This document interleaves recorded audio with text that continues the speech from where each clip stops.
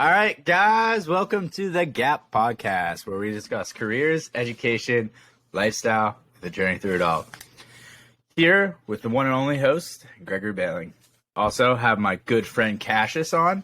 How you doing, Cassius? I'm doing good, man. What's up? Everything's good. How are you? Good, man. Good. We were talking a little bit before. Had a super busy day. Went and looked at a house.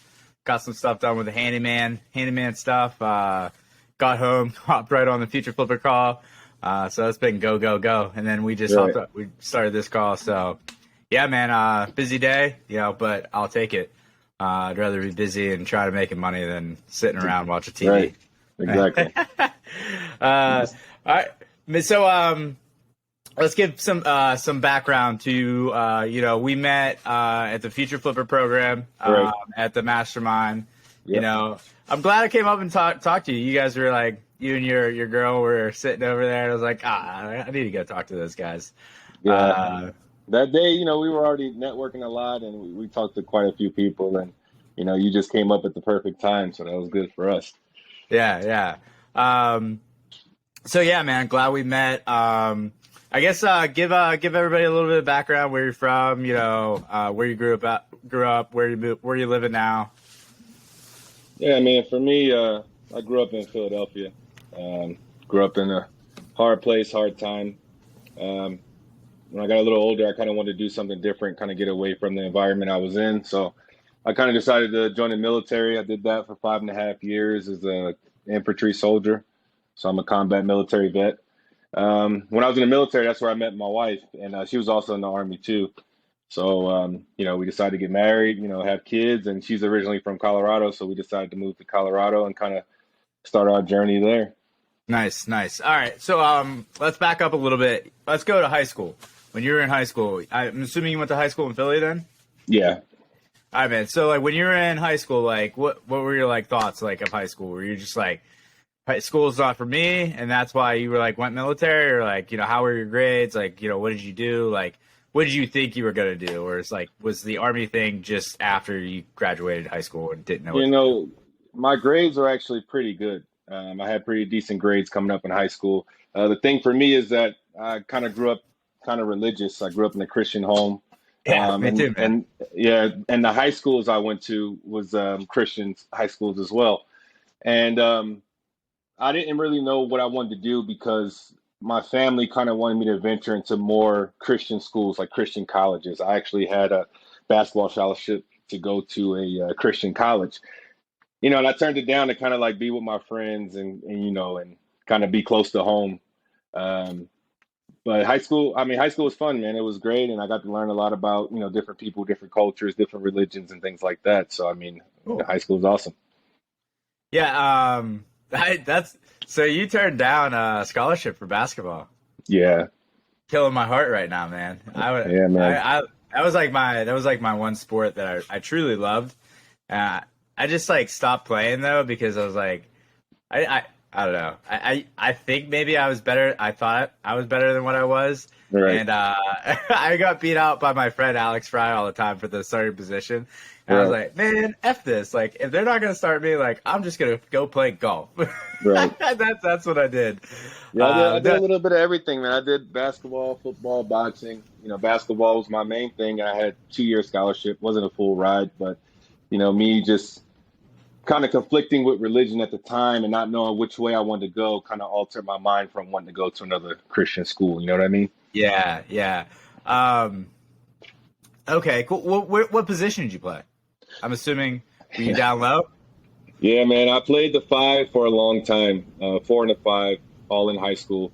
The problem was when I did get to college, I had to start playing the 1 position. So I spent a lot of my time with my back towards the basket. And then when I got to college, it was okay, now I'm the one with the ball. I'm facing towards the basket. So it was a whole different ball game. And if I had to be honest, I wasn't as good, playing the 1 as I was 4 and 5. But, when you get older and you're playing college guys, everybody's way bigger than you. I'm only 6'3", so. I'm only 6'3". Yeah, it was tough, man. It was tough. Yeah. You want to hear it? I'm 5'8", man. You think being 6'3" is tough? Yeah. That's funny. All right, man. So you liked high school. You got to learn a lot. what made you what made you go the route of the army? Right, the army, right? Yeah, I went Army. Okay. Um, you know, for a long time growing up, I had a guy who was actually Marines who lived next to me, and he always looked out for me. He always liked me and seen potential in me. And he will always say, "Man, you need to go to the military. You need to go to the military." Because he seen there was a lot of knuckleheads in my area, and they was just kind of doing the wrong thing. And he just will Yeah. always pitch this idea to me. Yeah. So when I went to college, I didn't really do too good when I got to college because I was partying and kind of just not going to class and that type of thing. Yeah. And then when I came back, he was like, "Hey, man, the offer is always on the table. Go to the military." And I was like, "You know what? I'm gonna just go to the recruiting office and I'm gonna sign up." And that's what I did.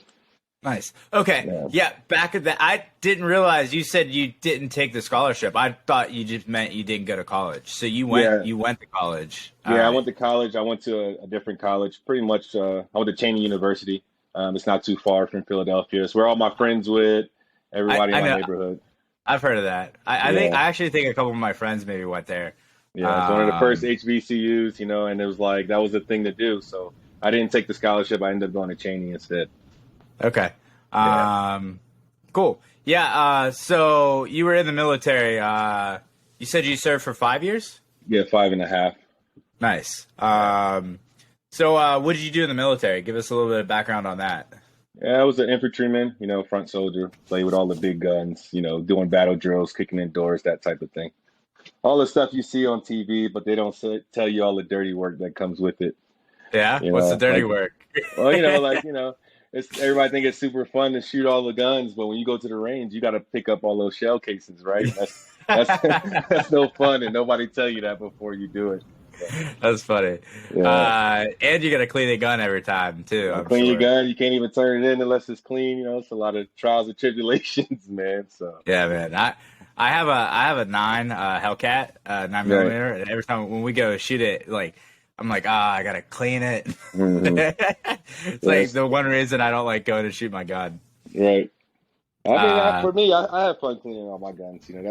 That's the fun part because I want to make sure that they function properly, and I just have fun. It's kind of soothing for the mind. So some people like fishing, some people like cleaning guns, I guess. uh, okay, yeah. So you did the infantry stuff. That's pretty hmm cool. Kicking in the door, shooting. Did you like have a pathway? I mean, because I know the army is pretty structured like that, right? Right. Like so many years doing this, you go there, then you do this. So what was your progression after that infantry? Yeah, my goal, to be honest with you, was to stay infantry the whole time. I wanted to ride it out. I wanted to retire in the military. And then, my wife got pregnant and had my daughter, and that kind of changed everything for me. I was all gung ho. I've been in Afghanistan 10 months, and I wanted to kind of go back. But then once my daughter was born, man, I was like, I got to be there for her. Yeah, So I had this dream of like, being 20 years in, retiring, being this gun ho patriot, this soldier, and then everything just changed. So it was like now I got to figure out what I'm gonna do next. yeah. So you were deployed in Afghanistan. Right. How was that? It's I tell people like everybody experience is different. Like you have to live it yourself to kind of know what people go through. But what I will say is the one thing that make humans special is that we adapt to any environment we're in. A lot of people is like, oh, it's scary, it's this, it's that, and it's like as a human being, you're going to adapt to whatever's thrown at you. You take an animal out of their natural habitat. I mean, they're screwed. You take a polar bear from his habitat, he's done. You can put us anywhere and we're going to survive. So, it's for people that do want to get in, and do your research, make the most of it, and just adapt to your environment. Yeah, you were saying you were showing me those pictures. It was like just all desert, right? Yeah, yeah, Just straight desert. yeah. It's a Uh, lot kind of like desert, a lot of mountains too. Some mountains.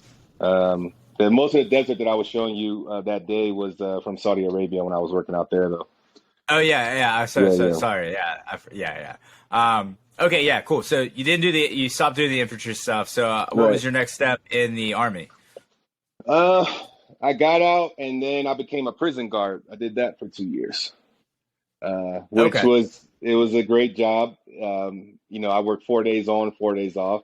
But the schedule was great, but the money wasn't there. You know, you had to be in Yeah. for a long time to make really good money. And it's just, I got to the point where I honestly felt like I was wasting my time watching other people waste theirs. And Yeah. when I would go to work every day, it would just play in my mind, like I'm really wasting my time watching somebody else waste his time. So, That's that dude. I've never even thought of that. That's so yeah, true. Like yeah, your job is literally wasting time yeah, because other yeah. people wait. Because other people are Wow. wasting theirs. Yeah, it's, you Yeah, know, I've and never even that's thought of how I that. felt. So after Yeah. like 18 months, man, I was like, I got to get out of here. I got to do something else for myself. Yeah. Did I tell you about my friend that was in the that was a prison guard? He was a chemist that worked with me. He sat like next to me. Did I No, I tell you don't that think, story? no, I don't Yeah. think so. Okay. This is probably the funniest thing. So Josh was like this kid, and we still to this day like we still don't know. I mean, there was like a whole thing that went on with him at the job that I worked at, but he Right. sat right next to me. He was like the quietest dude ever, super nice, like would do anything for you. And like, but he would just start talking, and dude, it was hilarious. Like, he was like, yeah, he was. I used to be a prison guard. He was like, Hmm. F those guys. I took their food. He's like, Yeah. I'd steal their fruit all the time. He's like, I ate good when I was a prison guard. Right. It was so funny. He was like, yeah. He's like, I stole their food all the time, and then they'd be like, I didn't get my apple, and he's like, oh, well, you're not gonna get it because I threw it away. Or it's just Right. something like Right. that, dude. It was like the funniest thing ever. Yeah. For That's me, like, man, I mean, it's like I'm real big on like, no matter what you did, a man still got to respect the man. You know, at the end of the day, you know, so it's like I'm not going to go in there and like treat people like crap because you're in there doing your time. You already got caught for what you did. I'm not going to add to your stress, right? You yeah. know, so but Well, that's just me. for him, he would do it with like guys that like messed with him Right. or like didn't listen to him. So Right. it I guess you kind of have to know Josh to find Hmm. that because he's the nicest dude ever. And then he'd be like, "Yeah, man, he's like, I took their vegetables, I took their Right. apples." He's like, Right. "Mess with me again." Like it was hilarious. But yeah, so okay, the prison guard thing, yeah. So what made you quit? Did you just quit? Did you just cold turkey quit, or did you like kind of wean off of that and find something else? Yeah, man, I was already at that point, like I told you, where I was just ready to go, and then something happened. I'm not going to really discuss between some Yeah, that's people fine. that was there, but it really made me realize, you know, how corrupt everything is in that system, and I was just like, you know what, I'm done, and I quit right there on the spot, put my 2 weeks in, not quit, but put my 2 weeks in, and then I left Yeah, and I moved to Colorado with my wife. And when I got there, I had no clue what I was going to do, man. I was just like a lost dog. So. yeah. Um, but you did end up getting a job, right? Right. So go ahead and talk about that. Yeah, I went to school. I used my GI Bill from the military to kind of sustain myself. So I was going to school full time. I did go in Indeed and apply for an oil field job to be a supervisor for a wireline segment. And while I was in school, like 11 months later, they end up calling me and they say, "Hey, you know, we're hiring people that was military that has at least 3 years experience. Are you ready to work in a supervisor position?" I said, "Sure am." So they flew me out to San Antonio and I did my orientation. And, you know, there it is. I'm in the oil field, don't know nothing about it. And I just kind of picked up on everything real quick. I was used to working the long hours and things like that. And I just Yeah, started thriving in that field, man. yeah. So the supervising, like, what did that entail? Like, what'd you do? Like Uh, for the, because you know when you say supervising, like, I mean that could be a Mhm. lot of things. So yeah, Right. So I have a Type 1 explosive permit. And so pretty much I'm in charge of, you know, all the explosives that we get to location. We use explosives to perforate well casing. So pretty much I'm in charge of that. I'm the one that's supposed to arm our tool strings that we have. I'm accountable for that. I have usually three people on my crew, a lead operator and two equipment operators who pretty much I guide them as they go through their process of building our equipment, cleaning our equipment, making sure they're being safe with our explosives. Also talking to different clients. I've worked with big clients like from Shell, Exxon. Aramco was the biggest client that I've ever worked for in Saudi Arabia, like I was telling you. So it's my job to pretty much, convey information back and forth and kind of give them guidance on what we should do next. At the same time, I'm monitoring pressure, depth, tension, all these different parameters to make jobs go well. And I just got a team that I guide to pretty much make me successful, Yeah, that's cool. So you didn't mention about the engineering thing though, right? You're supposed to be an engineer, like have an engineering degree, and you don't have one, right? They categorize you in two separate, for my job anyway, in two different fields. You have field specialists, and then you have field engineers, which pretty much are the same because in my job we're not engineering anything. But pretty much you have to have an engineering degree to do what I do. But at the time when I got hired, they were hiring for the same exact position, same exact money, as long as you had military, just with a different title, right? Yeah, so that's cool. So the skills that you learned in the Army, you were setting off, you were detonating, explosives, right? On a small scale. It wasn't my primary job, no, but I've played with explosives. I've done different things with different types of explosives. Yeah. Cool. So I guess let's talk about that a little bit because that's cool. I've never actually. I mean, we talked about it a little bit at the mastermind, but I don't think people every day get talk to somebody and they're like, oh yeah, like I set off explosives. Like it's pretty cool. Right. What goes into that? Like how, what do you have to watch out for? Like how'd you start? Just set it off. Do you watch people? Do you start small? Go through that process a little bit. So the process for my job, pretty much you have different types of explosives. So you have primary explosives, secondary explosives, primary high, low explosives, all different types. And you kind of learn which ones can be stored together, which ones can't. And then, you start learning the weights, how much different explosives have a certain amount of explosive powder within it. You start learning how to do hazmat sheets for transport. And then depending on what type of system you're using to run a job will determine how you actually got to wire or connect your equipment together. Nowadays, a lot of people are building these really easy systems where they have detonators, little small detonators that will be connected to a module, and it will connect through a gun string with electrical components, right? Electrical pins that just make contact.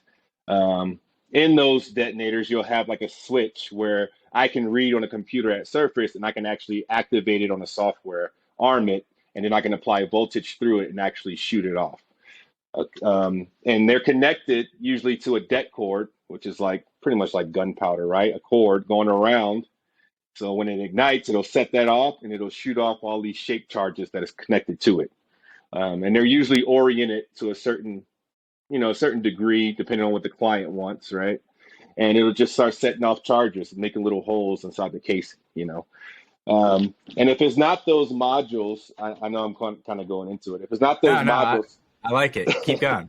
Yeah, some different softwares or different gun systems require. Usually, I use what they call ASFS switches, addressable switches, and they'll have your generic, live wire, ground wire, connection wire, right? And you'll hook up to the top, and then you'll run your connection wire down to the next gun, and then you'll do the same thing and go to the software, arm it up, and then you'll be able to apply voltage and actually shoot it. Cool. So you kind of learn all those things, step by step, until months go by and someone says, hey, yeah, this guy got it. He's good enough. He's good to be on his own now, right? Yeah, that's cool. That's cool. Yeah. Same thing with chemistry. We dealt with stuff that you had to make sure you knew what you could store with what, because there's certain things, if you stored with it, the actual gas would just actually ignite.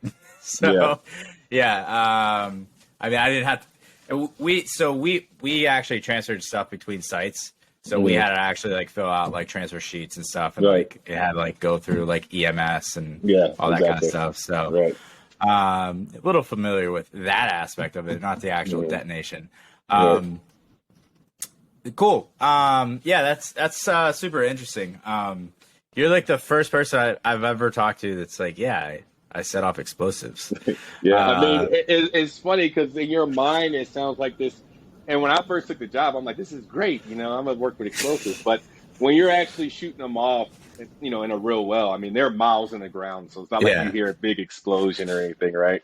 I'm just So, thinking, I'm thinking of like the Italian Job, you know, you're like hooking right. it up, Yeah. blowing it down, and a Yeah. car just falls down. Yeah. That's what you uh, wanted to be, but it's not like that, man. um, yeah, so I know a couple people that work in like gas and oil. My one friend, he welds. My other friend, he works on like the oil pipeline. Right. But the fracks, we went over fracking in school a little bit, with just environmental. So well, I'm a little familiar with it, but like not at all. Right. Like talk about it. But so yeah, that's super cool.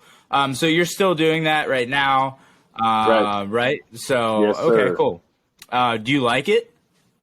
I do like it, man. It's really fun. Like I've said, I've traveled the world. I've been to Saudi Arabia. I've been to a whole bunch of other countries.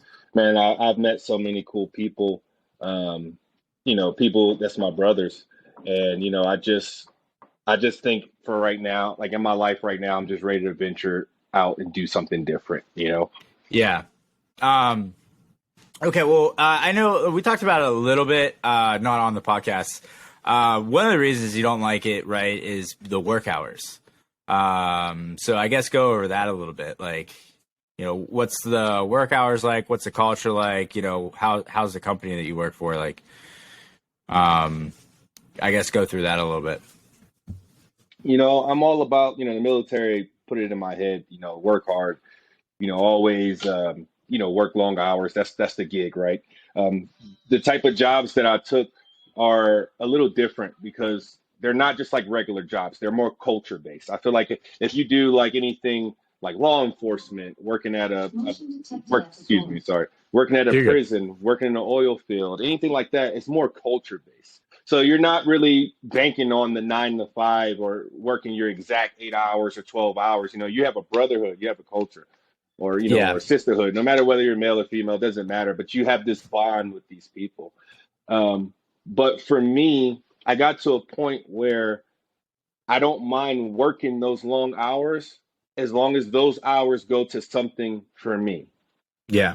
to go something that I want to do, my business, my brand. You know, I don't mind putting in 16, 18 hours a day as long as Yeah. it's for me. Because I don't want to put that type of work in to make somebody else money, somebody else rich. I'm just tired of doing it.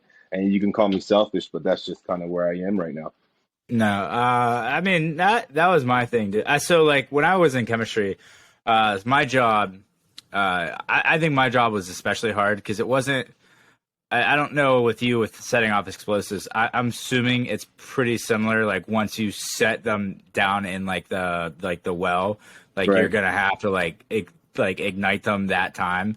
But like so my job, I basically had 8 hours in a day to do whatever like I was scheduled for that day. So like in an HPLC, like you had to make this and then you had to prepare the samples and then you had to test it and then you had to analyze it. And that was like a day. So like if there was like a point where you didn't finish, it wasn't like I could just be like, hey, I'm just not going to do it. Like Right. I literally had to finish. So there are some days I work like 14 hours, 16 hours. And I kind of had like the same epiphany. I was just done. Mhm. If I'm going to work 16 hours for somebody else making a lot of money, you know, why can't I just Right. put that time in for me? Exactly. Because the So, people that you're putting that time and effort towards and putting it into, they're working for themselves. You know, they're making it happen for them, and we're the ones that's putting in the work so that they can be successful. And it's like, why can't I do the same? yeah, You know? I think there's workers. Like, I don't think there's anything wrong with wanting people, like, wanting to work hard. I think there's a fine line between working hard and, like, working your life away. Right. You know, actually, one of the guests I had on here, Chelsea, she talked about how she would stay like an hour late when she noticed her manager was staying an hour late and work a little Right. bit harder when, you know, so maybe a little bit more like if you like gear that towards something and you're really intentional with how you work over, Hmm. um, instead of just working over it, just to be like, oh, I worked hard. Right. Yeah, so yeah, that's and actually, it's pretty interesting. I don't know. Do you listen to Pace Morby at all?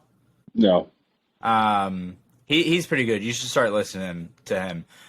He Pace basically, Morby, you said? yeah, Pace Morby. Okay. I'll send you a link with some of his Yeah, stuff. send it to me. Right. But he basically he's all about working hard up front, and he thinks like, you should have leverage. Like you know how like Alex Hormozy at the event was all about leverage. He was like leverage, leverage, leverage. He's like, don't work hard, just make sure you have leverage. Pace Morby's like, you have to work hard to get the leverage, and then once you pull that leverage, like that puts you on another level. Then you have to work hard again to get to that next level leverage. You'll use that leverage. Once you use that leverage, you have to work hard again. So I thought that was pretty interesting when he was talking about that. And I think that's probably why you'll be like really successful in real estate because you are like gonna put in that work. Right. So yeah, okay, cool. So we talked about all the way up from high school to now. So you said you want to do your own thing. So let's talk about that a little bit. What's your own thing? What does that vision look like? I mean, for me, man, me and my wife, had this plan for a while to, like real estate investing, pretty much, getting property, discounted property, renovating and putting it back on the market for a profit. I feel like I'm really good at, talking to people and dealing with people as well as my wife. I feel like we have a really good vision. And it's like now at this point in my life, I have a lot of people that I can network with that's like-minded as me. And Yeah. I never had that before. I always felt like when I was in the military or I was in college or whatever I did, like everybody's focus was what we were doing currently. And mine was more on this level, like being an entrepreneur. It always felt like that to me. And now I finally have a circle of people that I can depend on and talk to and share ideas with. That's going to help me get to the next level. So for me, I mean, it's basically just, like I said, just like you, kind of just real estate investing, just starting from the bottom and working my way up. Yeah.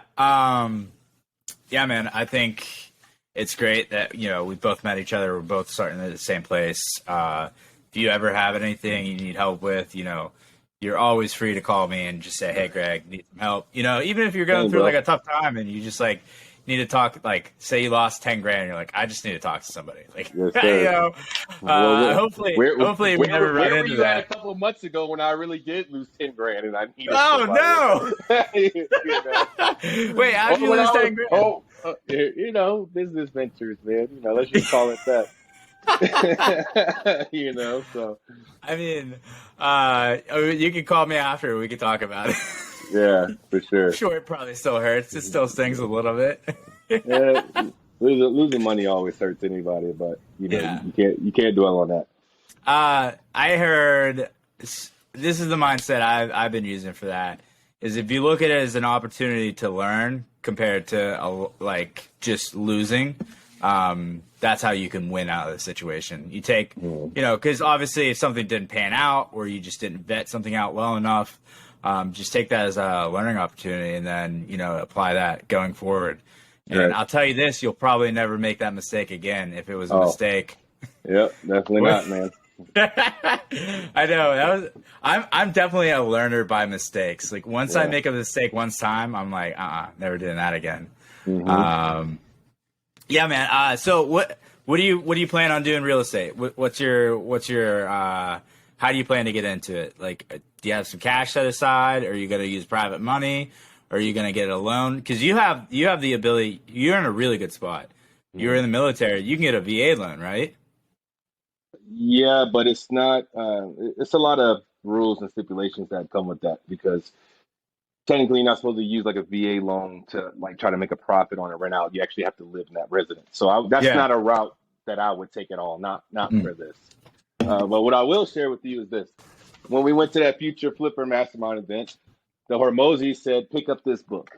Right? Yeah. Who, not how? I haven't got it yet. You haven't got it yet. You should read it because it really like opened my mind to a lot of things. And the one thing that it really talks about is pretty much stop asking yourself, "How am I going to do this? How am I going to do the next thing?" And ask yourself, who can help me do the next thing, right? And when I went to this event, it made me realize I can use all these different people to get me to the next level. So right now I have a guy who's doing wholesaling in my neighborhood. So I actually want to start with him, try to get a deal from this guy. I've been networking inside the Future Flipper program. I actually put a post on there asking people if they know any hard money lenders in my area. And the guy hit me up directly, was like, hey, email me. I emailed the guy. He gave me his guy who has hard money lenders covering 90% of the deal and 100% of the rehab. That's just Colorado too, isn't it? That's just Colorado. Yeah, that's nice. Right. So that's my plan moving forward. And then I have a private lender who's actually a decent friend of mine that lives in my area that's going to help me cover the remaining 10% plus any additional fees that I might need. Not to mention that I actually made the post like the Bokel brothers told me to do. And it actually got me in contact with one of my friends from Saudi Arabia who actually been saving money for a long time. And he wants to actually lend money to me as well and invest. So I got a couple different areas of approach that I want to take. And, I'm just trying to move forward, man. I already started my business. I got my website rolling right now, and I'm just going to continue moving forward from there. And the main thing is from now on, trying to figure out who can help me get to the next level, who can do this for me so I can have more time for myself to make more money in other areas, right? So yeah, that's the name of the game, man. That's powerful, man. You said something that I wanted to dive into. I'm trying to think. The website. What kind of website did you build? I built a real estate website. Pretty much what I want to do with it is the properties that I do buy and I renovate, I want to be able to put them back out onto that website. Also, I plan on getting my real estate license here soon, and I want to be able to pull certain properties that I find like deals from the MLS, and I can also put on that website as well. Another thing that I'm doing right now is I also want to do ads on my website. So when people see my sign or I talk to people, they can pay me a fee to put their properties on my website for other people to buy. There you go. That's another thing that I was researching. And a lot of investors make quite a bit of money doing that. So for the for sale by owner, like people, right? Or just MLS. But both. You could do for sale by owner and MLS. The MLS is great because these are people that's already trying to sell, right? Like you're not trying to find these sellers; they're already trying to get rid of their properties. And when they see your sign or they see your website and they go to your website, they can pay you a fee to try to get their stuff sold even more by putting it on your website, right? So that's pretty smart. How much are you going to charge for that? Like $100? I actually went to a couple websites that the guy who's building my website showed me, and it's different fees. You can make it to what you want, but it's all about how long they want it on the site.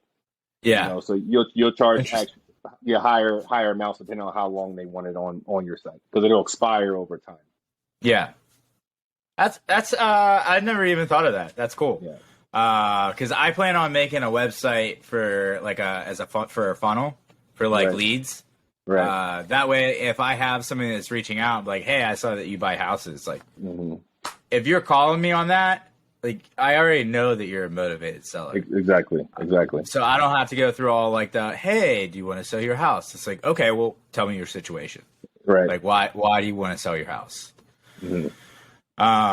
Cool, man. Yeah, I mean, it sounds like you have been making some moves, and I've been trying, man. And real quick, I struggled, and that's why I'm really happy they showed me this book, and I encourage you to read it because it really made me think in my head. Okay, I need a website. I need to create a website, and I'm sitting there looking at videos. How do I make a website? What is WordPress? What is Wix? How do I do this? And then I realized when I read this book that I can just get somebody else who knows how to do it. Yeah. And it's going to save me the time. It's going to save me the headache, and I'm going to just oversee it. How much was it for the developer to make it for you? I paid about $400. Okay. It's not bad. And he's, going to link my social media accounts to it and all that type of stuff too. Right. So And in the future, I might have to come out of pocket a little more when I need to update and make changes and that type of thing. But to start up, I paid $400 to a freelancer. Nice. So Nice. Yeah. What's your business name? Where'd you go? Cash Royal Estates is my business name. It's a good name, Cash Royal Estates. So, look at you. Yeah. So, don't look at my password. Don't look at my password. But it's right there. Oh, look at you, balling, baby. Dude, that's nice. Yeah, I got a logo. I got some business cards rolling. I got a lot of stuff happening. So, if you don't mind, just hit that the power button so it's not on in the background. Oh, you can see it still, huh? Yeah, it's just a little bright. It washes you out. Yeah, it's not working. It's not working. Hold up. Let me turn it down this way. Rob took probably 30 minutes yesterday to figure out how to use an Apple to connect his AirPods. Yeah. He couldn't figure out how to connect his AirPods. Yeah, it's tricky when you got a lot of stuff that you hook up to it all the time too. Yeah, that's when it gets confusing. Yeah. So that's been my biggest holdback right now. But the other thing too is my big holdback right now is don't want to partner with people just to partner with them. We've got to add value somehow. You can't just be like, hey, I want to do business with you. Yeah, I like you a lot. I would love to do business with you. Let's figure out a way that you can add value and I can add value, and then let's go for it. Because I think that happens too much. People are like, I just want to do business. And it's okay, well, what are our roles? I heard that in a podcast. It's you have to have clearly defined roles when you work with people. So that's gonna be my big thing. Going forward is when I partner with people, I'm okay, listen, what are we doing? What's your job? What's my job? Because I want that clearly defined role. So if I'm not doing my job, you could be Cash. You could be Greg, pick it up, man. You're sucking. Your talent, you're acquisition, and you're not even calling anybody.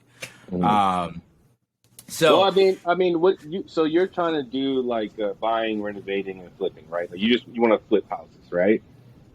An investor, baby. Let's go. Yeah. So if you're going in, with a partner, do you want them to actually help you with that process, or are you just looking for a partner for funding? That's for me, I think I could raise it. Everybody on the podcast, if you want to invest with Gregory Bailing, let me know. Or if you like cash better, you can invest with Cash. Invest with me, please invest with me. My big thing is I at the end of the day, there is money everywhere. People have money, and people have money that you don't think have money. Right. You know what I mean? So there's never, it's not, will you invest with me? It's, do you trust me enough to invest with me? And am I good enough to pitch that to you? Essentially. You can make it easy for people to say no. If you don't ask, they don't even have to say no. I came across something in Ryan's book actually, where they were saying that you can, tell people to pretty much your money sitting in your bank is not going to make as much as what I'm going to give you when you get your returns, Yeah. So you can use that as leverage for yourself. You can also, talk about how this team, these people that you have are backing you. You have the Vocal Brothers, you have this whole networking system. You have Ryan Pineda. You have all these different things. You can put up the pictures of your mastermind event, your videos, your podcast. You can say, hey, I am serious. This is what I want to do. Invest in me, because I'm going to make you more money in about 3 or 4 months or 2 months or whatever than you would make with your money just sitting there in that bank. Yeah, and the other aspect, if you're 60 years old and you still have your money in the stock market, right? Everybody's stock market has dropped. I was just talking to somebody the other day, and they were like, "Yeah, we literally lost $500,000 worth of money in the stock. That was we were supposed to retire on, right? And I was like, well, if that money was in real estate, which is a hard asset." It doesn't fluctuate. I was like, now you just got to keep it in there and hope that the stock just goes back up. I was Right. like, definitely don't pull it out. Like, keep it Mhm. there. So, because it should go back up. But Mhm. yeah, I don't know. Real estate for me, real estate just makes sense. It's a hard Yeah. asset. Like it's never going away. You Mhm. can't. I mean, unless you let your house fall apart, literally. Right. I mean, but I mean, we've seen the most appreciation in houses in what the past like. It's crazy. I saw this Instagram, and they were comparing like houses in the 1970s versus salaries Mhm. compared to like now. It's unreal. Like there's like a 70% difference between like salary to house prices. It's wow. Right. I mean, Yeah, man. so I mean, I think you're in the right field, and I think, everybody, tries to get to, in the real estate world at some point. Even famous entertainers and rappers and celebrities, ball players, they all eventually invest into real estate. At least the smart ones yeah, do, right? yeah. So, I actually heard Ryan say something the other day. It made a lot of sense. The reason why houses are like going up in price is like automation brings prices down. There's no automation in building a house. Like it's all like manual labor. And until they bring that automation to drive prices down, like demand is going to go up and supply is going to go up because they're not like you can't build it fast enough for people essentially. right, So I thought that was pretty cool. But right. yeah, man, cool. I mean, I know. Well, I'll probably have you back on for like the real estate stuff. Once you get flowing, you get some deals. Maybe we can Yes, talk sir. about that. Yeah. Let's talk about the other aspects, social media. You're gonna try to hit social media pretty hard, right? Yeah, I've been trying a little bit. I did what the Bogle Brothers said, and I recorded my first video on Instagram. I didn't even have an Instagram, and I didn't even know how valuable Instagram was as far as like networking and business. So, I started my Instagram. I made, a couple of videos. I'm trying to post every day. Same thing on Facebook. Same thing on other platforms. I'm actually putting out the interview that we did at Future Flipper next week, hopefully. Let's So go. I'm gonna put that on YouTube. I'm still trying to get that edited right now, and record my part on it. So yeah, I'm trying to do a social media thing as well. Dude, it's crazy how hard editing is. That's Yeah, one thing. Like the who, not how. I yeah, need an editor. yeah, Editing for me is just it takes so much time. It's like it. I suck at it. Like yeah. I definitely need somebody. If I'm gonna make content, I definitely need like an editor hmm because you need a who, man. You need a who. yeah, yeah. Yeah. What's your YouTube account? I haven't started my YouTube channel yet. That video that I'm telling you about that I'm editing is going Yeah. to be the first one that I post on my YouTube channel. Okay. Cool. So Cool. everything else on my other platforms is Cash with the Stacks. So that's on my Instagram and my Facebook. So you can find me on that. And I'm just going to keep rolling with it, man. But you'll be Nice. the first person I let know when I start my YouTube. Let's go. Yeah, it's super easy, Yeah. to start a YouTube. Right. For me, it's just like I did it.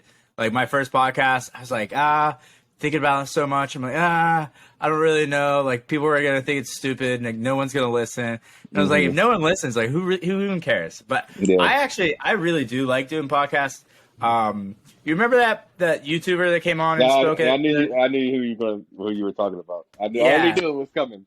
I Yeah. was Well, waiting. he basically said something about like content creators are happier than Right. content consumers.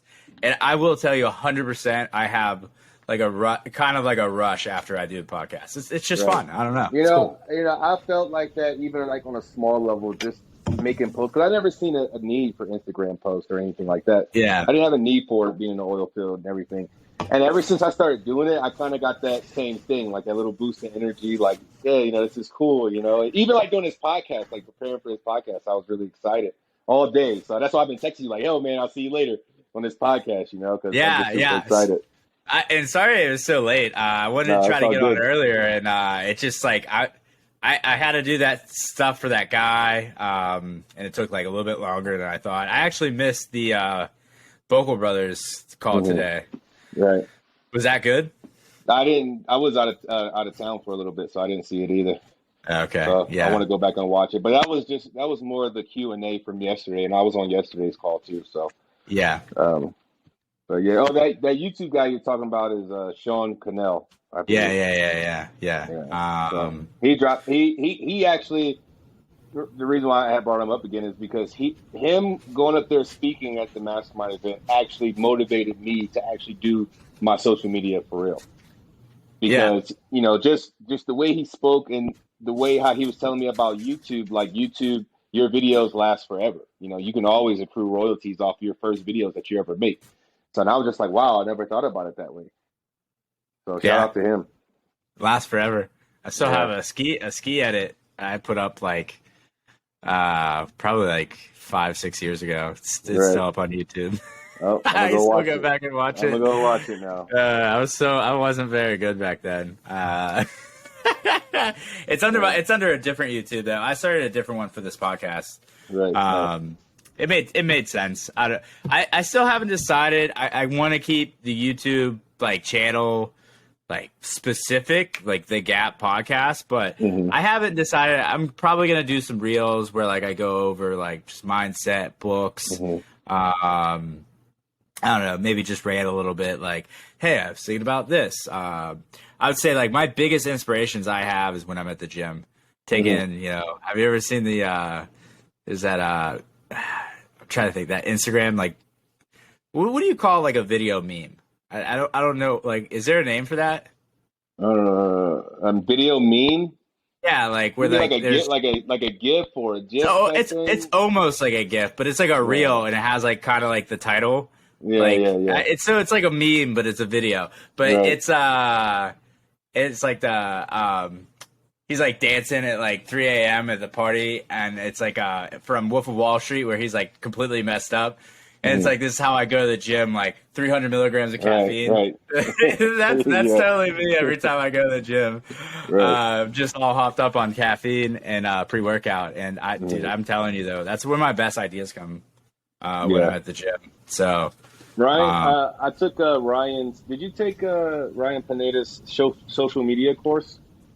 No, I'm not paying. So, he's already got way too much of my money. I need to make it. He sure got a lot of my money, but I got that. I got that attached when I signed up. So they gave me that. Yeah, they gave me that when I signed up.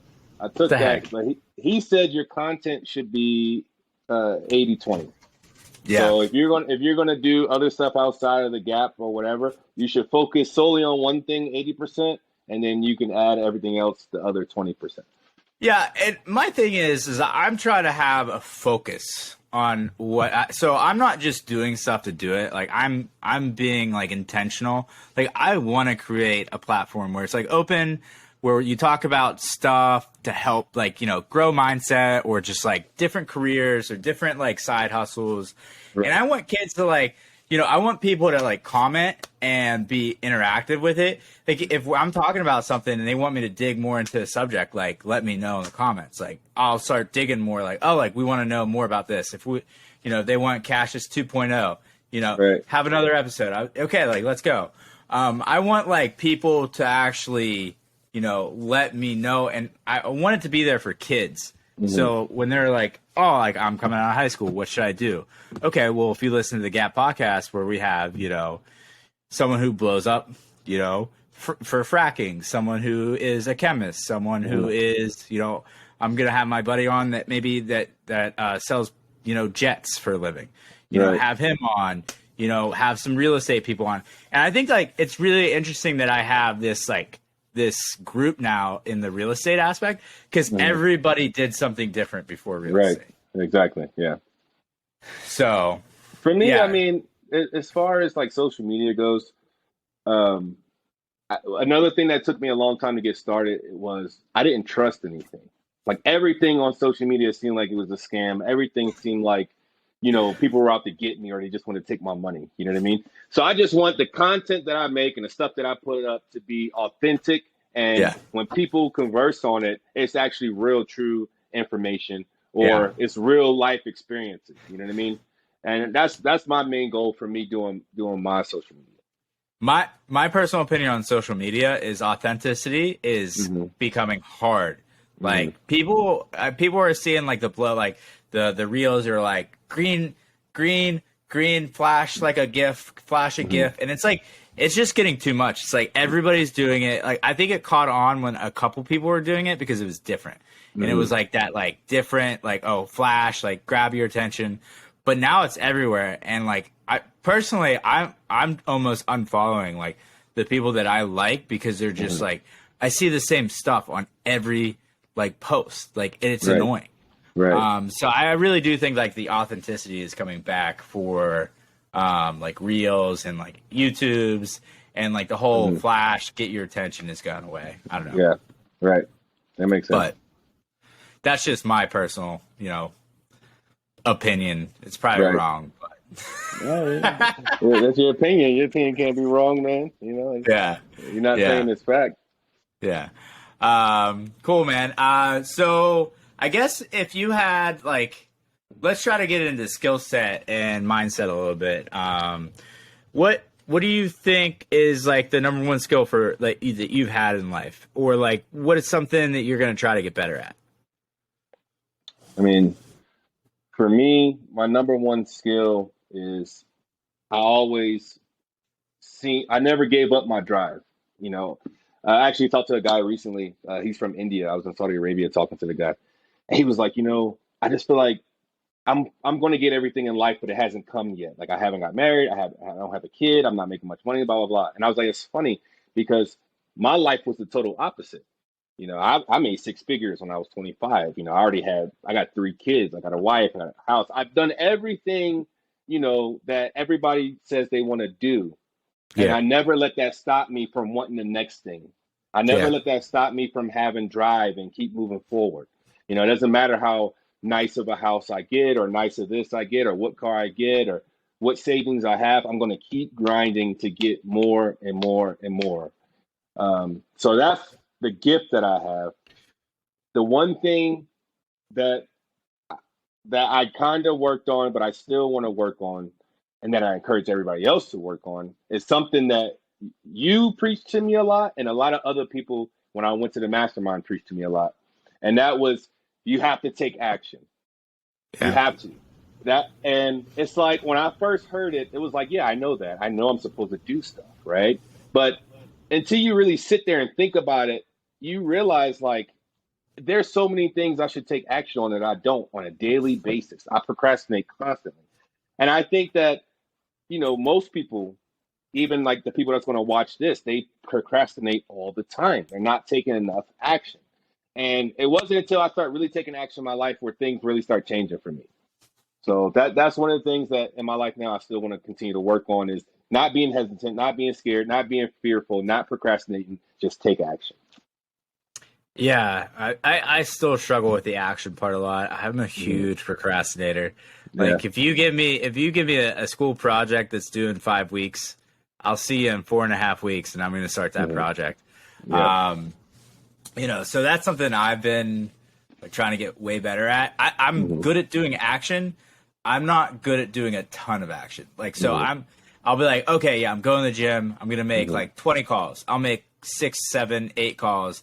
I'm like, that was good. Like, that was a good start. Like, so I just need to push through that next barrier and not only take action, but take enough action that is actually going to get me the results that I want to see. Right. So that's what I'm working on. Just like the mastermind, like Alex Hormozi said, is like everybody knows the little tedious things that you have to do, and if you just do those things, you'll be in a totally different place. And, everybody has it here. We all know our next move. We all know, hey, I need to change my windshield wipers. Hey, I need to go do this. I need to go do that. But you don't do it. You just put it off. You know what I mean? It's like what you have to do. Just go do it. And that's where I'm at. It's funny you say that because my big thing is when I know I have to do something, the reason I don't do it is I got to call and talk to somebody. I'm like, I'll just do it another day. Yeah, exactly. And now, like with real estate, like I'm being forced to cold call, and I hate it. I hate being on the phone. So like, this is super uncomfortable for me to talk on the phone all the time with people. Right. It's like bad. So but I think that's here you are doing podcasts, right? Yeah, it's a face-to-face thing for me. If I could do Zoom calls and Yeah. like people answered on a Zoom call, I think I could probably cold call, be like, hey, Right. how you doing? My name is Gregory Bailing. Like, Right. and the worst thing is I'm getting cold called by other people right now to Yeah. sign up for some stupid marketing for Yeah. like a local golf course. I'm like, I know Yeah. this is your job. Like, I know you're gonna keep calling me, but can you please stop calling me? I'm not gonna sign up for it. I right now my big thing that I'm working on is speaking better. I'm trying to eliminate my ums and likes and filler words. Yeah. Trying to become more comfortable with silence. Right. I think a lot of people struggle with that, even myself. Yeah. But at the same time, especially with you doing this, like people want to see authenticity, right? They want to see who you really are. They don't want to see all that fake stuff and something that you practice. They just want you to go with it. So just go Yeah. with it, bro, and just let it come natural. That's why I don't cut mine. I don't cut mine or edit it. A lot of people don't understand that. Like a lot of the big YouTubers, Yeah. they use these programs where they can type in delete it. They can type in delete it, and Right. it's cut. It looks cut, but it doesn't at the same time. But if you watch like all these big YouTubers, their stuff, they'll be here and then they're here and then they're here and then they're here, and that's because they're cutting all their filler words. And I can't wait to show you the interview that I recorded of you, because there's a whole bunch of likes and ums in that one. Really? Yeah. That's embarrassing. So I try to slow down when I'm speaking so I don't say too many filler words. And, I still struggle with it. I think a lot of people do. But I think the more you perfect your craft, the more you study what you're trying to do, whether it be real estate or gaming or whatever it is you do, you'll be able to replace those fillers with other words pertaining to your craft, right? Like even no matter where you're from, you'll be able to get rid of that vernacular and then put in the proper standard English that you need. Yeah. I never realized how bad my ums and like were when I did this online interview. I had to record myself, and every time I listen to it, I'm like, this sounds awful. Like I am saying like every other word. Yeah. I recorded it. My wife was down here. I recorded it. What? Carrie, was that for a good hour? It was a while. It was a long, and it was like a 5-minute interview. And I just said again. It was a 5-minute interview. Yeah, and I just said again. Yeah, it's so hard. I don't know. It is, man. All right, man. Well, let's get into, I guess, one last thing, and then we'll wrap this up. You self-educate a lot. You went to college, you dropped out, you've been in the military, you went back to school, then you got a job. What would you suggest to people, self-education? What route would you take? Like, what would you tell them to do? I think the craziest thing and the thing that really hit me was, iron sharpens iron. So if you want to get to a certain point or you want to know about something, then you need to find somebody who knows about it that's going to sharpen your skill. And because that one statement, it's not about what you know, it's who you know. Who you know is going to help you with the what you know. You know what I mean? Over time. And college, man, like a lot of people don't even use it, to be honest. There's so many people that's in debt. It's going to be so many people that's watching this that just are in debt for nothing, that don't even use the stuff that they're taught in college. And I think, yes, you got to be, on the ball, self-educate, read, watch webinars, watch podcasts, do all that stuff. But you need to find somebody that knows what you want to know so they can sharpen your skills. Yeah. If you don't like books, watch YouTube. YouTube is great. There's a lot of free education on YouTube. Right. I guess I never used YouTube for education before. It was just one of those, like, I used it for, hey, how do you change this valve? Okay, Right. YouTube it. That's all I ever really used it for. Music. I use it for music videos. But recently, after I started getting through all this, I'll just, what do I want to learn? I'll just type it in, marketing. Okay, marketing. and then I'll scroll through, see like, likes, comments, read through it a little bit. Okay, this looks good. And then you do that, and then you find who you like, Right. and then you start watching their content. Mm-hmm. And that's how, I found Alex Hormozy on Instagram, and this was like years before. He wasn't big but at that time. Right. He said on his YouTube, and I got hooked because I only watched his Instagrams, and it's way shorter. But I started watching his YouTubes, and man, I would just like, it was like one episode, another episode, another episode. I just couldn't stop watching it. I was like, this is so good. Right. He posts all of his masterminds on YouTube.